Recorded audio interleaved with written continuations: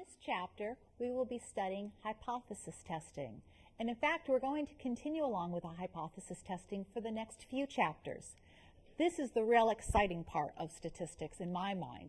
In this section, what we do is we have some sort of an idea, and we take this idea and we collect data, and we see, does the data justify the idea or the claim that is made?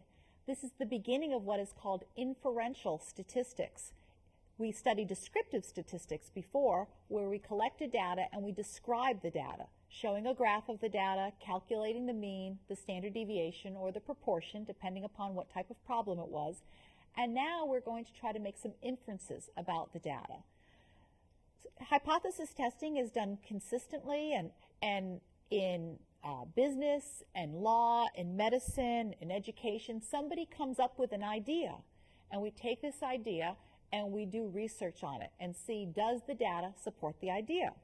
We have some notation that it's important to learn, and the first is what is called the null hypothesis.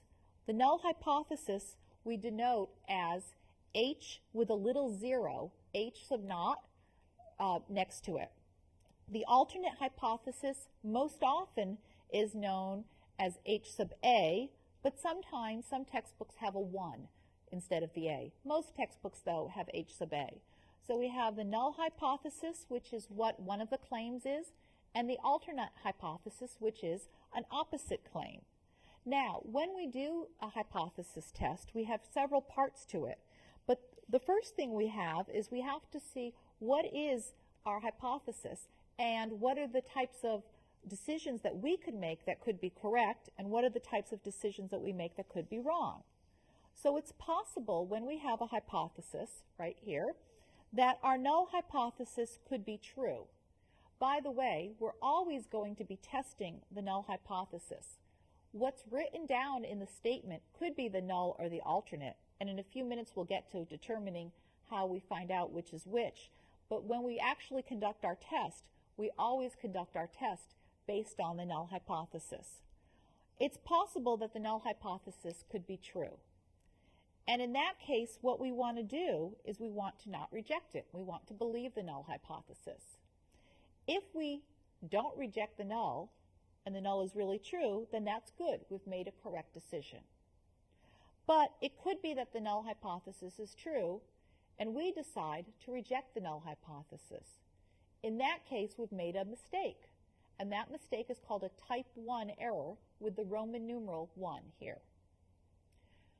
Another possibility is that the null hypothesis is false. A statement is made and it's false, but we don't reject it. We say, okay, here's the statement. Yep, I can buy that. In that case, we've made a mistake again, and that mistake is called a type 2 error with the Roman numeral 2. The fourth possibility is that the null hypothesis is false, and we reject the null. And in that case, we've made a correct decision.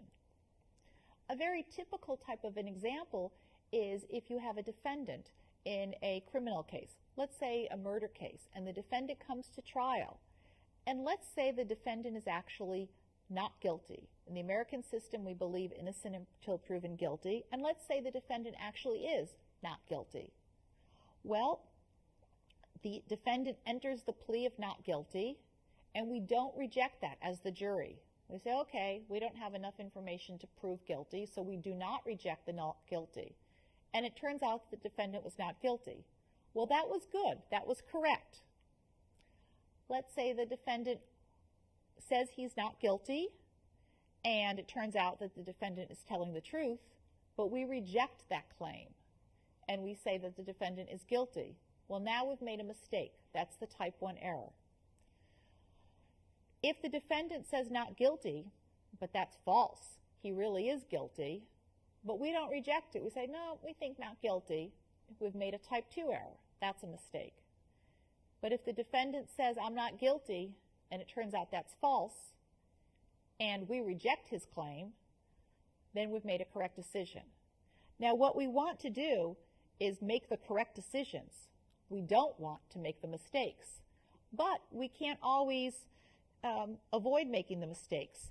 And so one of the ways we try to do this is to to avoid this is we collect a lot of data, and we have a lot of data before we make a decision. Now, which mistake is worse depends upon the individual situation. In this case that I was just discussing, a type 1 error is considered to be worse, convicting an innocent man of a crime. That's considered to be worse than letting a guilty person off the hook. But in other cases, a type 2 error might be considered worse. Well, one way that we can make sure we never make the type 1 error is any defendant who comes to trial, we automatically say not guilty. And then we would never make the mistake of convicting an innocent person. Of course, we would also then always make the mistake of letting a guilty person go free. And so by minimizing one down to never happening, probability of 0 of it's happening, we've made another mistake by always letting the guilty person off the hook. So we try to come up with some values so that we don't make either mistake or have a low possibility. So let me just go over what these are a little bit more. A type 1 error is when we reject the null hypothesis when the null is really true. And the probability of making a type 1 error is equal to alpha. This is the same alpha that we saw in Chapter 8 for our unconfidence. The probability of a type 1 error has the same alpha, and it's meant to be the same thing. The probability of making this mistake, the same thing with our confidence interval. If you remember, if we were 95% confident, then we were 5% not confident. Same thing here. The probability of making this error is 0.05 if it's a 95% level. The type 2 error is we do not reject the null hypothesis when the null is false. The probability of a type 2 error is beta. This is lowercase beta in the Greek alphabet. Our goal is to minimize both alpha and beta. We don't want to make either mistake, but by eliminating one possibility completely, we maximize the other one. So we want to try to minimize both of these. In symbols, when we have a null and alternate hypothesis, in symbols we have H naught and H sub A. And this is one of those cases where the always actually happens. You'll be amazed here because we're always told, or we're told, not to have an always. But in the null hypothesis, we're always going to have something that deals with the equality, either equal, less than or equal to, or greater than or equal to. That will always go in the hypothesis, the null hypothesis. In the alternate hypothesis, we would have not equal to, that's the opposite, greater than, that's the opposite of less than or equal to, or less than, that's the opposite there. And those would always be in the alternate hypotheses. Now, what we need to decide, though, is when we look at a problem, whether the null is given or whether the alternate is given. So I'm going to do some examples with you. Let's say here's the statement. The statement is that 80% of college grads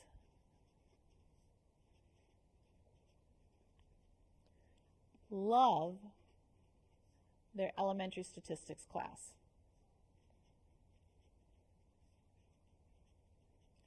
So 80% of college grads love their elementary statistics class. The first thing we need to decide is, are we dealing with an average or a proportion? And the hint here is the percent. So we're dealing with an average. So now I would look at this and I would say the null hypothesis, we're not dealing with an average, we're dealing with a proportion. So, sorry about that. We would say 80% proportion. The null hypothesis deals with a proportion, which means that the alternate hypothesis is dealing with a proportion. By the way, I hope you notice that I don't have any p-hats. I'm testing the population parameter. I'm going to collect the sample statistics so that I can use that information to see is the parameter correct or not. And these are lowercase letters. The parameter is 0.80. That's 80%. The alternate then is the population proportion is not equal to 0.80. So the null is the proportion is 0.80. The alternate is that the proportion is not 0.80. How we know what the alternate is is we think of what's the opposite of the statement given. The statement says 80% of college grads love their elementary statistics class, and so the opposite of that would be 80% do not love their elementary statistics class. Let me do another example.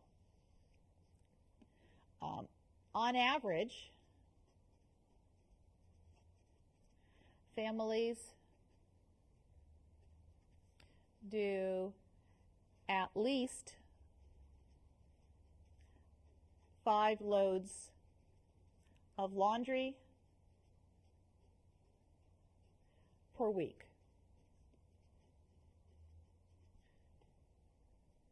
This is the statement. On average, families do at least 5 loads of laundry per week. The null hypothesis then,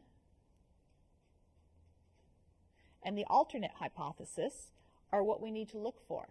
In this case, we're dealing with an average, so we're testing the population average.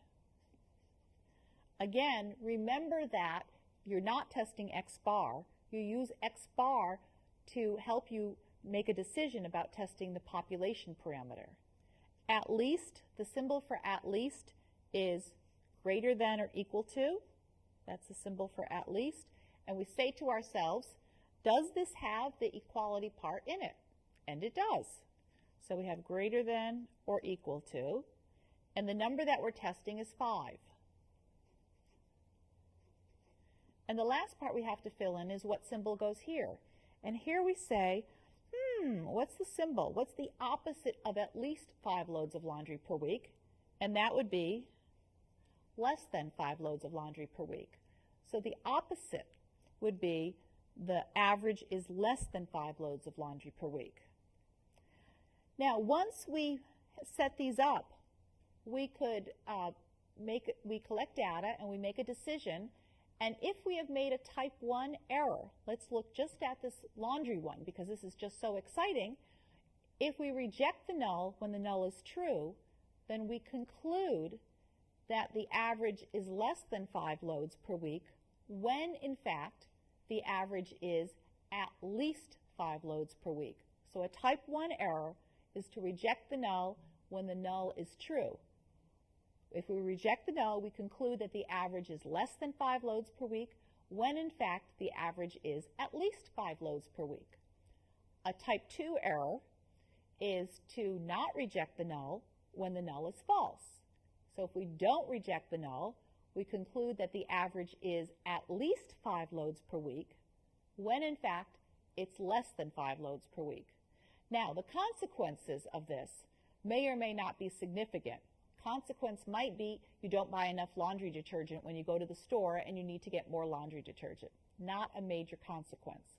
But if you are opening a laundromat, a consequence might be that you don't have enough washers or you have too many washers. So your consequence depends upon what action you're going to take based on this. Well, let's go over how to do a hypothesis test in general. And to do a hypothesis test in general, I think I need to make this a little bit bigger for you.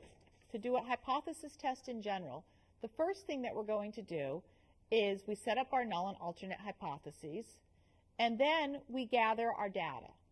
Our sample data is gathered. That's the next thing we do. Typically, the data will favor one of the hypotheses. So typically, the data will either favor the null hypothesis or the alternate hypothesis. If the data favors the null hypothesis, we do not reject the null. If the data favors the alternate, we do reject the null. Those are the decisions. So we have 2 decisions. Do not reject the null or reject the null. That's a decision. Now we're always testing the null. So we're going to be testing, do we believe that the null is true? We're not testing, do we believe the alternate is true? We're just saying, do we believe that the null is true based on this information? After we make a decision, then we need to make a conclusion. So once we make a decision, like reject the null or not reject the null, then we make a conclusion based upon that. Sometimes we'll find out that we have an inconclusive test. That's when we come up with, and I'll discuss this in a little bit, a p-value that's at the same level of what we're testing at. Now our test could be left-tailed, meaning we're only going to reject on the left side, or right-tailed, we only reject in the right, or two-tailed. And this will start to make a lot more sense once we do an example. Associated with the null and the associated with the null hypothesis is the preconceived alpha. This is the level that we're going to do the test at. And if none is given, the most common one to use is 0.05, meaning we only want to have a probability of 0.05 of a type 1 error. The data that we collect gives us the p-value, or the level of significance. So let's look at an example. And to do this, I'm going to do an example that's in your text. This is an example written by a former student of mine, Nicole Hart, and she wrote an example called Fido's Fleas. And we're going to go through this because this is a much harder problem than I could ever give you. Fido's Fleas by Nicole Hart. And you have this in your text, so why don't you look around with this. My dog has so many fleas, they do not come off with ease.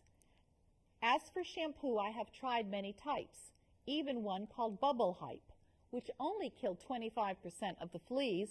Unfortunately, I was not pleased. So if we look at this big, long word problem, the only part that's important right here is which only killed 25% of the fleas.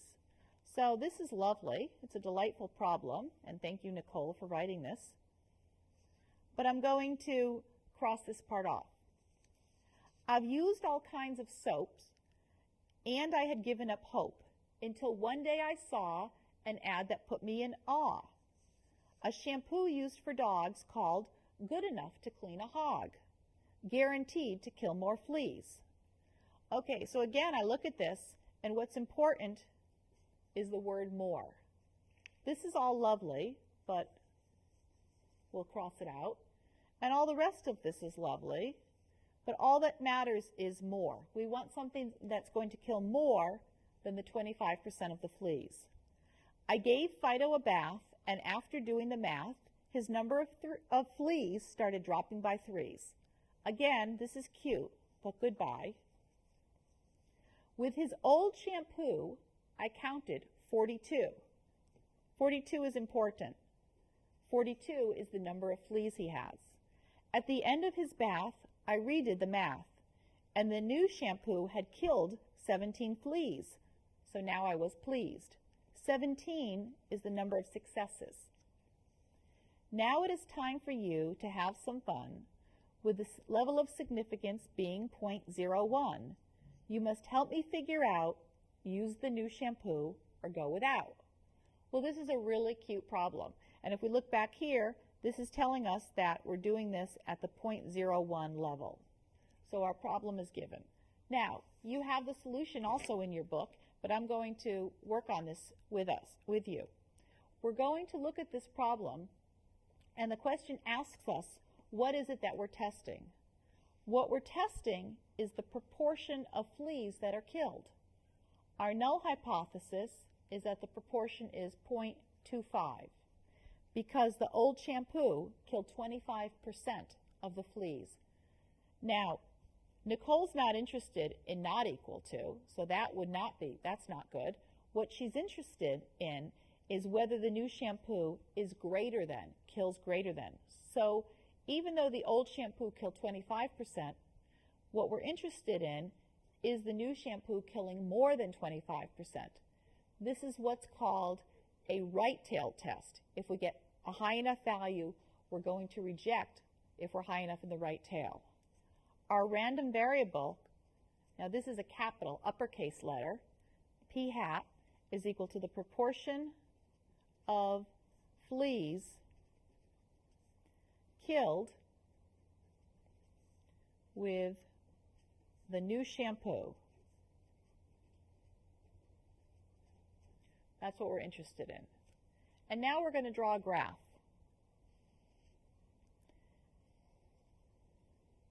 And on our graph, we're testing 0.25. That's what we're testing. This comes from the null. We're always testing the null. So 0.25, and then we're going to find, this is a lowercase p hat, which is 17 out of 42, which is 0.40. And so we mark off, we're on a number line here. The number line is labeled capital. It's a shame that P is what's used here because this is uppercase, that one is uppercase, but right here we have lowercase. So this is capital P hat, and we have a number line we're going to mark off 0.4. Well, here's 0.25. 0.4 is over here. And this is our p-value. Right here is this area. What this area is measuring is if the null is really true, then the probability that we could get a sample statistic of 0.40 or greater due to randomness is the value of the p-value. So for this problem, if the proportion is really 0.25, then just from randomness, we could get p hat of 0.40 or greater. That probability is the value of the p-value. So what we need to do is we need to come up with our test statistic. Our test statistic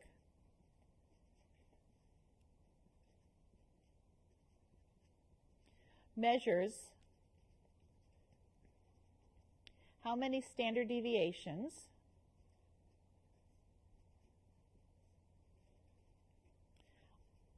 above or below the hypothesized value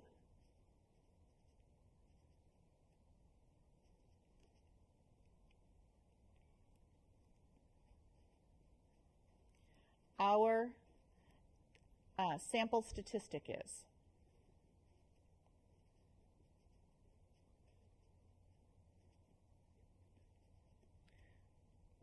So in other words, what we're measuring is how many standard deviations above 0.25 the value 0.40 is. Or you could say we're finding the z-score in this case. At 0.25, we're 0 standard deviations above or below. At 0.4, in order to find this, we could do it by hand, and the instructions and the theory for doing it by hand are in your textbook. But we also know that what we're finding here is our z-score would be 0.40 minus 0.25. This gives us the actual difference, divided by 0.25 p, this is p. Q would be 0.75, 1 minus p, divided by however many fleas we're surveying, which would be 0.42. Now, what I want you to notice is that we're assuming that the null is correct unless we can show otherwise. We would get our z-score, which is our test statistic, and that's what the value right here would be, and then the p-value would be the area right there. So let's do that now. We're going to come up here, and we'll go into doing our tests, and we're going to do a 1 proportion z-test, which is the 5th one down. And we're testing at 0.25. We had 17 successes out of 42 fleas. And we're now testing a right-tailed test. So we're going to go over to the right-tailed. And I'm going to do this twice. Once by doing it with the calculating. And we find that we're testing is the proportion greater than 0.25 in the alternate. Our test statistic is 2.3163. So that's 2.3163. 2.3163 tells me that 0.40 is 2.3163 standard deviations above 0.25. The p-value is 0.0103. This p hat is 17 divided by 42, 0.4048. But my p-value now is 0.0103. And now we have to make a decision. And our decision is going to be based on whether we reject or not reject the new shampoo. Meaning that, does the new shampoo kill 25% of the fleas or does it kill more? So we came up with a p-value equal to 0.0103.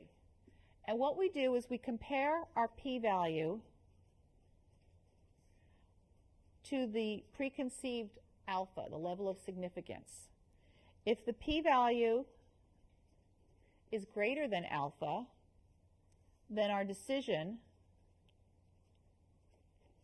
is do not reject the null.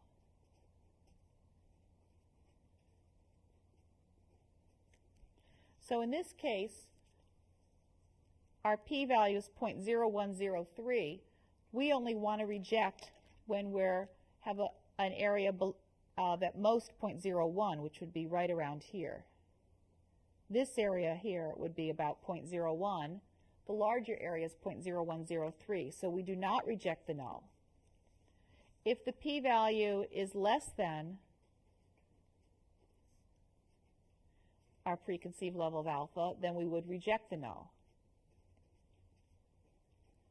So in this example right here, if we were told do this at a significance level of 0.05, then our decision would be reject the null, because 0.0103 is less than 0.05. But the problem said do this at the level of 0.01. And so now we've made our decision, do not reject the null hypothesis. The reason is 0.01 is, what is it? It's less than 0.0103, and then our conclusion is that the new shampoo kills 25% of the fleas. If we do not reject the null hypothesis, then we go back to the null hypothesis and we conclude that it's the case, and we would not reject it and conclude that the new shampoo kills 25% of the fleas. So when Nicole has to decide, should she use this new shampoo that's a lot more expensive, what she's deciding is it going to kill more fleas? And if she wants to do this at the 1% level, she would decide, nope, I think I'm going to keep the null hypothesis that the new shampoo still kills 25% of the fleas. Well, that's a very long done out problem with a proportion. I'm not going to have time to do a problem with the averages, but you can do this similarly. When you're testing an average, you're going to have the average that you expect or you're testing in the middle of your graph. You're going to calculate your test statistic, and based on the test statistic, you decide, do I reject or do I not reject the problem that we're testing? Now, in the textbook, you have many problems that were written by former students, such as this one that I just did. These are great creative problems, and they're more like what happens in the real world of testing a big problem where you're just faced with a situation. We're going to continue on with hypothesis testing in the next segment, Chapter 10, but in there we're going to be making it a little bit more elaborate. So study this part first. Bye-bye.